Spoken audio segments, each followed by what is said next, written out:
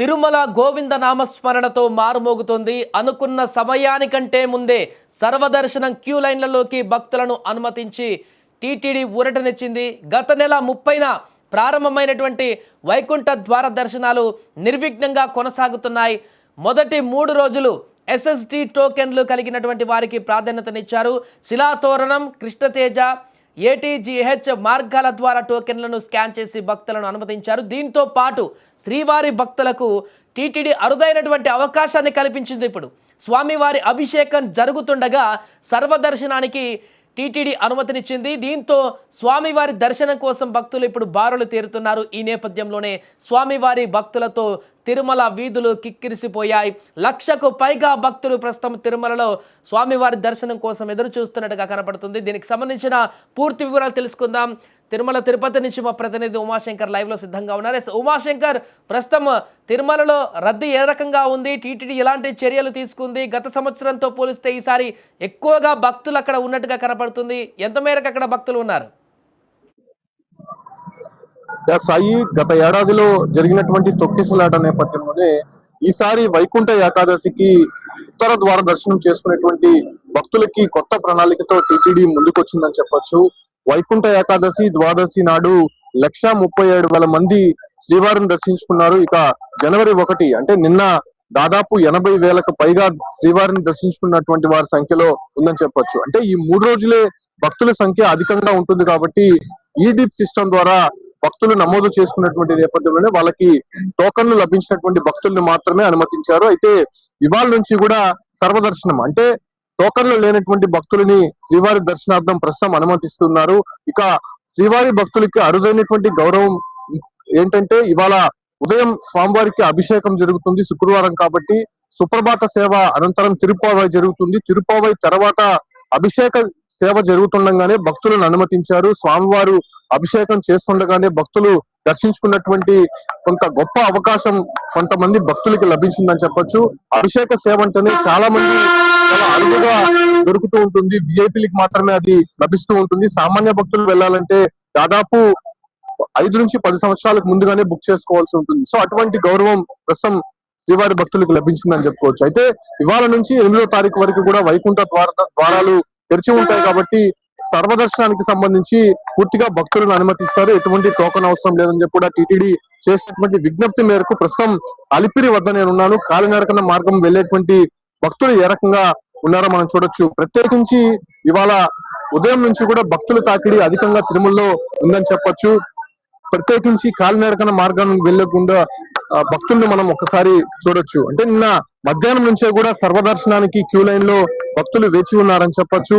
అయితే ఇవాళ ఉదయం పాచికాలవ గంగమ్మ సర్కిల్ నుంచి కూడా భక్తులని క్యూ లైన్ లో అనుమతిస్తున్నారు. అంటే అన్ని కంపార్ట్మెంట్లు నిండిపోయి దాదాపు 2-3 కిలోమీటర్ల మేర క్యూ లైన్ అయితే కనిపిస్తోంది. ఇక సర్వదర్శనానికి సంబంధించి 24 నుంచి 36 గంటలు పట్టేటువంటి అవకాశం ఉన్నట్టు ఇప్పటికే టీటీడీ స్పష్టం చేసింది.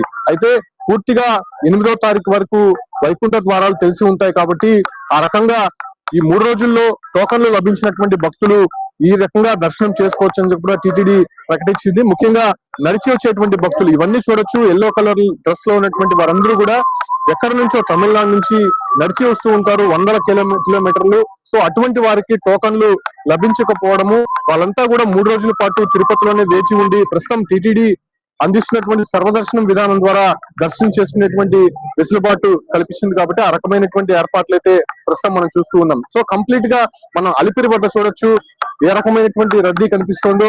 వచ్చేటువంటి భక్తులకి అన్ని సౌకర్యాలు కూడా టీటీడీ కల్పిస్తోంది. పాలు ఇస్తున్నారు చూడొచ్చు. అదే రకంగానే నడక మార్గంలో కూడా భక్తులకు కావాల్సినటువంటి ప్రసాదాలు కావచ్చు, అంటే ఎక్కడ ఇబ్బంది కలగకుండా జాగ్రత్తలు తీసుకుంటున్నటువంటి సిచ్యువేషన్ అయితే కనిపిస్తోంది. ఇక ఆర్టిఫిషియల్ ఇంటెలిజెన్స్ ద్వారా దర్శనాలు అయితే చేస్తున్నట్టు తెలుస్తుంది. ఈ యొక్క ప్రణాళికతో ఇప్పటికే కమాండ్ కంట్రోల్ రూమ్ నుంచి టీటీడీ నిరంతరం పర్యవేక్షిస్తోంది. భక్తులు వచ్చేటువంటి నేపథ్యం కంపార్ట్మెంట్ లో ఎక్కడా కూడా వేచి ఉండకుండా డైరెక్ట్ గా క్యూ లైన్ లోనే స్వామివారి దర్శనం చేసుకునే విధంగా కూడా ఈ రకమైనటువంటి కమాండ్ కంట్రోల్ రూమ్ నుంచి ఏఐ ద్వారా వాళ్ళు పర్యవేక్షిస్తున్నారు. అది పూర్తిగా సక్సెస్ అయినట్టయితే తెలుస్తోంది.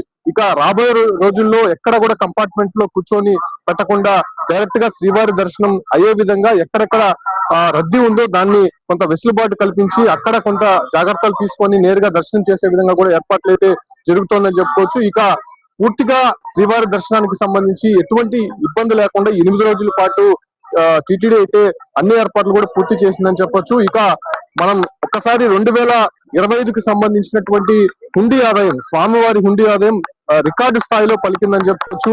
1383,92,00,000 ఈ ఒక్క 2025 సంవత్సరంలో హుండీ ఆదాయం వచ్చిందని చెప్పుకోవచ్చు. గత 2024తో పోల్చుకుంటే 18 కోట్ల రూపాయలు అధికంగా ఈ ఒక్క సంవత్సరం వచ్చిందని చెప్పుకోవచ్చు. ఇక పూర్తిగా శ్రీవారి లడ్డూలకి సంబంధించి దాదాపు 5 కోట్లకు పైగానే టిటిడి 2024లో విక్రయించిందని చెప్పుకోవచ్చు. ఈ రకంగా రికార్డు స్థాయిలో టిటిడికి సంబంధించి ఇప్పటికే హుండీ ఆదాయం కావచ్చు, లేదంటే భక్తులు విరాళంగా ఇచ్చేటువంటి డబ్బు కావచ్చు, రికార్డు స్థాయిలో పలుకుతున్నటువంటి పరిస్థితి. ఏ ఒక్క దేవాలయానికి, ఏ ఒక్క దేవస్థానానికి లేనటువంటి అరుదైనటువంటి గౌరవం టిటిడికి లభిస్తోంది.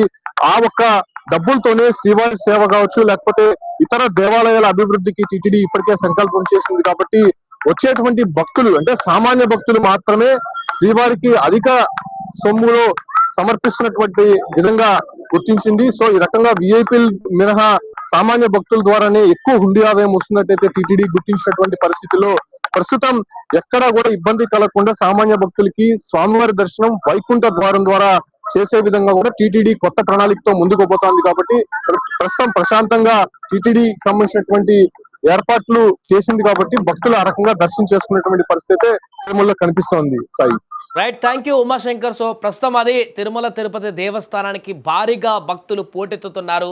పూర్తిగా సర్వదర్శనం అందరికీ కల్పిస్తున్నారు. అక్కడ టీటీడీ కూడా సరికొత్త విధానంతో గత 3-4 రోజుల నుంచి సరికొత్త విధానాలతో వచ్చినటువంటి భక్తులకు ఇబ్బందులు లేకుండా దర్శనాలను కల్పించేందుకు అనేక రకాల ప్రణాళికలు కూడా వేస్తున్నటువంటి నేపథ్యంలోనే భక్తులందరూ కూడా 1,00,000కు పైగా భక్తులు ఇప్పటికే దర్శనాలు కొనసాగించుకొని ఇంకా అద్భుతంగా అక్కడికి భక్తులు వెళ్ళి స్వామివారి దర్శనానికి అయితే ఎదురు చూస్తున్నటువంటి పరిస్థితి అయితే ప్రస్తుతం కనిపిస్తుంది.